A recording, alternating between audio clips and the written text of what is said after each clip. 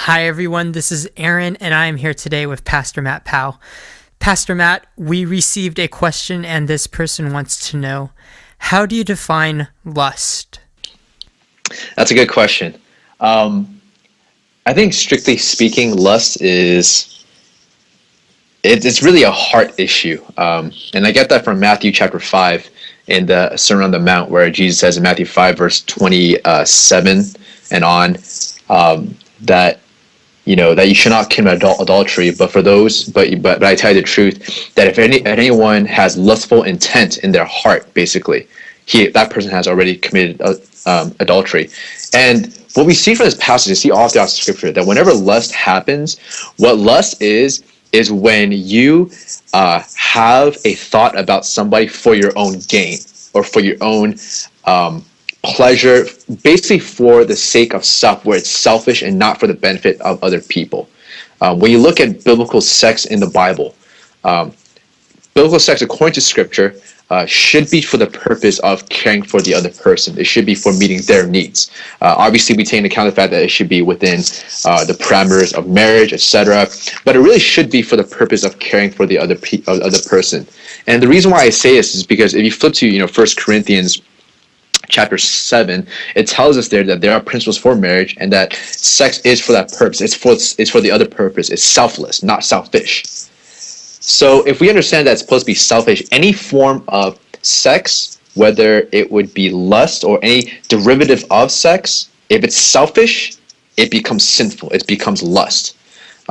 So for the person who lusts only for the benefit of their own mind, to make themselves happy, to bring pleasure to themselves, that becomes selfish. And it takes what God has intended, attraction, and turns it for selfish gain.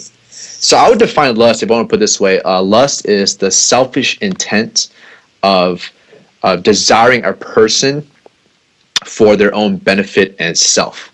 Lust ultimately, the greatest form of lust ultimately is seen in rape, in which you lust someone to a certain degree that you don't care about what they think, so you take what you want and you go forth and you rape somebody. Lust obviously doesn't always end up in that degree, but if you take lust to its furthest degree, form, I would say it would be rape. This is why lust is nowhere commanded to be good in Scripture. And having said that, it is also possible, even for a husband or a wife, to lust after each other. Sure, yeah, they are to be attracted to each other, they are to enjoy each other, etc. But if the husband does it to the point where it is not for the benefit of the wife, or vice versa, it's for his own pleasure, then it becomes lustful, it's not good, it becomes selfish. So really the underlying point, I think, of lust, at least in my mind when I read Scripture, seems to be that it's motivated by selfish purposes. And again, I think if you see examples of rape, of lust throughout Scripture, it is always for selfish purposes, not for good purposes. Thanks, Pastor Matt, and thank you, everyone, for listening. That was a heavy answer, but a necessary answer for an important question. So, Pastor Matt, on a lighter note, do you have any recommendations for this week? Oh, okay. My recommendation for the week is Ed Sheeran.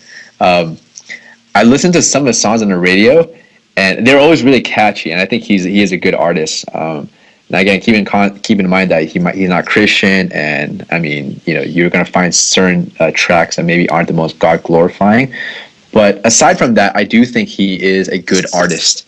A lot of the songs seems to be more on the acoustic side. I've been listening to a lot of Ed Sheeran lately.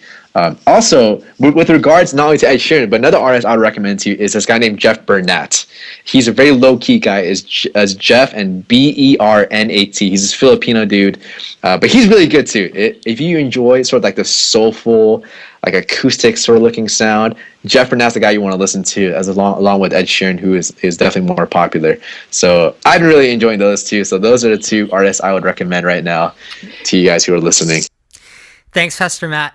My musical recommendation this week is to go listen to the song The Perfect Wisdom of Our God by Keith and Kristen Getty. We've been singing this song in Unicoi recently, and I really love both the melody and the lyrics. The message is great because it shows that God has perfect wisdom in the big things like creating the world and salvation, but also in the small things like our little lives, and especially in times of sorrow. God is sovereign, and we can take joy and comfort in that. Thank you, everyone, for listening, and remember to ask us all of your questions or check out our archive at unicoidquestions.tumblr.com. Thanks. See you soon.